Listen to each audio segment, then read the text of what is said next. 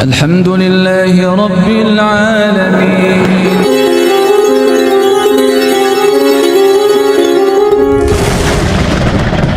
Kongko-kongko dengan teman-teman, waktunya adzan. Kalau tidak datang ke masjid, ini berarti mengingkari kepatutan atau mengingkari risalah. Maka harus tegas, sik yurek gitu. Aku tak ning masjid dhisik. Nah gitu kan, sik tak sholat dhisik, tegas Pak. Jangan kemudian toleransi ke teman-teman, ya sik lah sekali-sekali tidak sholat berjamaah misalnya seperti itu. Inilah yang dimaksud tegas terhadap asyidau alal kufar, itu seperti itu diantaranya. Tegas di dalam memilah mana yang hak dan mana yang batil.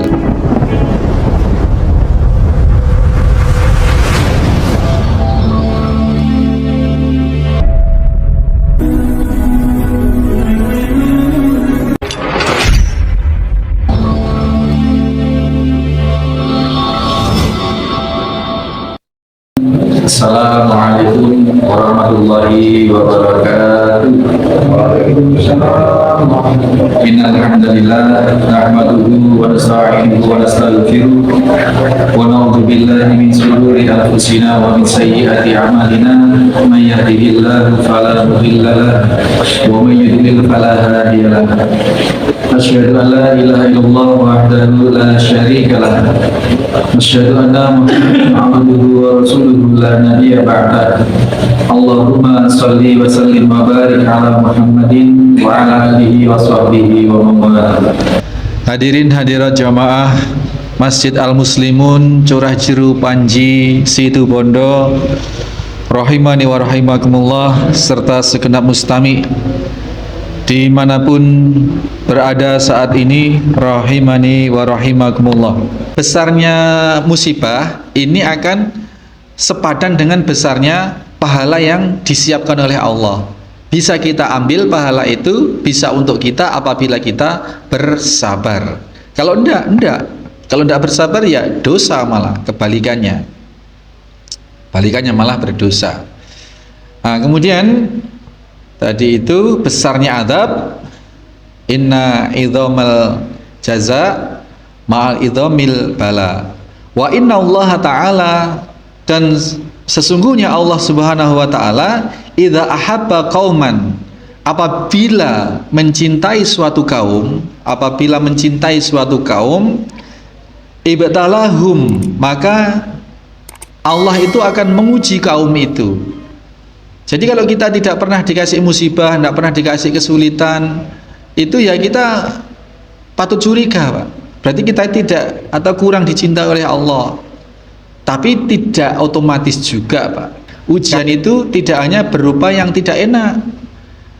Kambingnya setiap manak 3 terus, sehingga dalam waktu tidak sampai 1 tahun kambingnya yang tadinya cuma 5 menjadi 25 misalkan. Ini kenikmatan yang luar biasa. Nah ini diuji. Datang waktu kurban, tak kurban Pak. Ini berarti tidak lulus diuji oleh Allah dengan kenikmatan. Ibu-ibu punya suami, karirnya menanjak, gajinya yang tadinya ya 2-3 juta, karena menanjak naik jabatan, dapat bonus-bonus, dapat tunjangan-tunjangan, total jenderal sebulan bisa 45 juta. Ini kalau orang banyak penghasilan tuh godaannya macam-macam Bu. Ini tak bongkar aja ini ya Bu, macam-macam godaannya. Karena orang tuh kalau penghasilannya banyak terus keren begitu, ini gampang sekali dapat godaan itu ya. Pelakor-pelakor itu gampang sekali itu. Nah ini makanya yang terjadi, ujian itu tidak hanya kemiskinan, tidak hanya kesulitan ekonomi, tetapi kelebihan ekonomi sekalipun, kelancaran usaha,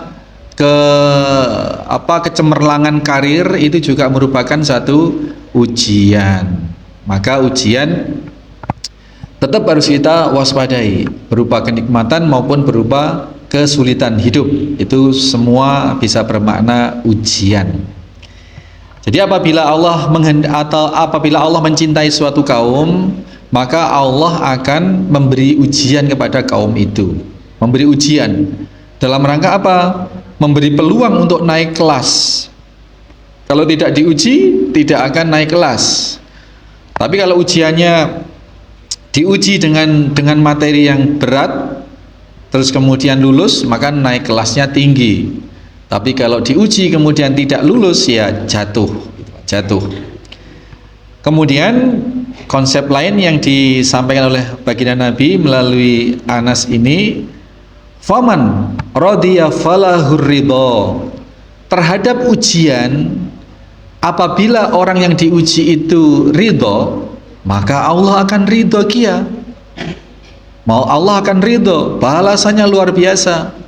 Ridho, menerima ujian itu, menyadari bahwa ini dari Allah, saya siap menerima ujian ini dan saya berusaha untuk bersabar. Ini namanya ridho.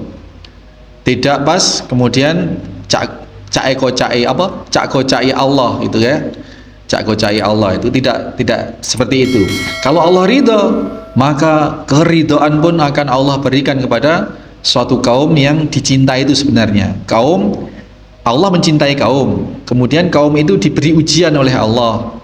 Nah, kalau kaum itu yang diberi ujian itu ridho dengan ujian itu, apakah ujian kemalangan ataukah ujian yang berupa kenikmatan, maka Allah pun akan ridho dengan keadaan hamba tersebut. Sebaliknya, waman sakhita, barang siapa yang marah, sakhita tasakhut, sakhita falahu sukhtu, maka Allah pun akan marah kepada orang yang mendapat ujian kemudian marah itu. Inna'udzubillah.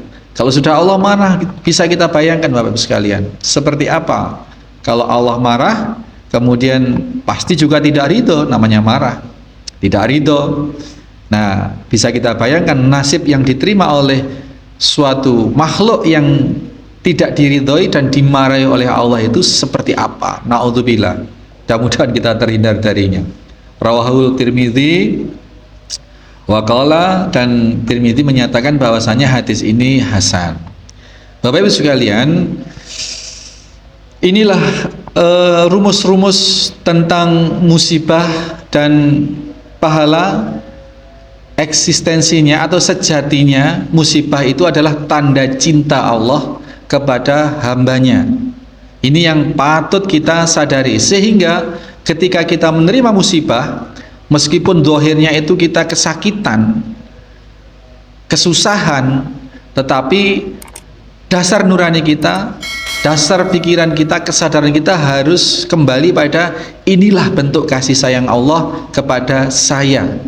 Dan kalau saya bisa membawa diri dalam menghadapi musibah ini, maka Allah akan memberikan kebaikan. Karena apabila Allah menghendaki kebaikan pada kita, maka kita akan disegerakan musibah itu di dunia. Kalau sudah seperti itu mikirnya, maka tidak ada yang tidak baik. Tidak ada yang tidak baik.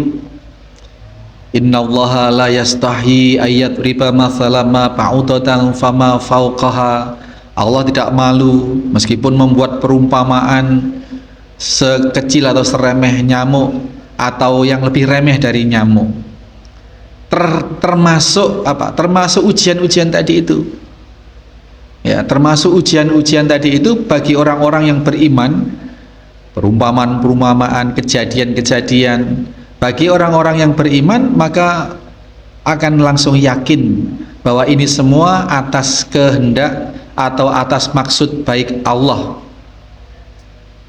Fa'amal ladzina amanu faya'lamuna annahul haqqu mir rabbihim. Ujian atau musibah ini bagi orang-orang beriman langsung sadar, langsung tahu, Pak. Oh, ini maunya Allah untuk kebaikan kita, gitu. Tapi bagi orang-orang yang mengingkari, meskipun kita orang Islam, tapi mengingkari konsep tadi itu, fa'amal ladzina kafaru fayaquluna madza aradallahu bihadza masala, maka akan mempertanyakan itu keputusan Allah. Lah apa Allah membikin aku sakit seperti ini? Lah apa Allah? Nah, akan seperti itu. Ini bentuk-bentuk tasakhut atau bentuk-bentuk kemarahan terhadap takdir Allah Subhanahu wa taala. Kalau itu yang terjadi, maka Allah pun akan tidak ridho dan akan marah. Satu hal, Bapak Ibu sekalian, bahwasanya di kesempatan yang lain Rasulullah SAW juga pernah menyatakan bahwa ummati ummatu marhumah, umatku ini adalah umat yang dirahmati oleh Allah Subhanahu wa taala. Laisalah adzabu fil akhirah, tidak akan mendapatkan azab di akhirat. Wa innama adzabu fid dunya. Dan azab atau musibah bagi umatku itu, kata Nabi sallallahu alaihi wasallam, hanya akan terjadi, hanya akan ditimpakan di dunia saja. Di akhirat tidak. Ini jaminan dari baginda Nabi sallallahu alaihi wasallam. Azabnya di dunia apa? Hanya bil qatl. Ya paling-paling musibah terbesar di dunia itu paling-paling ya kematian. Dibunuh orang atau dirampok, dibunuh atau macam-macam lah, atau sakit sampai mati, mungkin seperti itu terbesar sudah ya. Kemudian wazalazili, dengan bencana alam, gempa bumi, tanah longsor, kebanjiran, macam-macam, itu musibah-musibah yang ditimpakan oleh Allah terhadap umat Nabi SAW, dan itu hanya berlaku di dunia.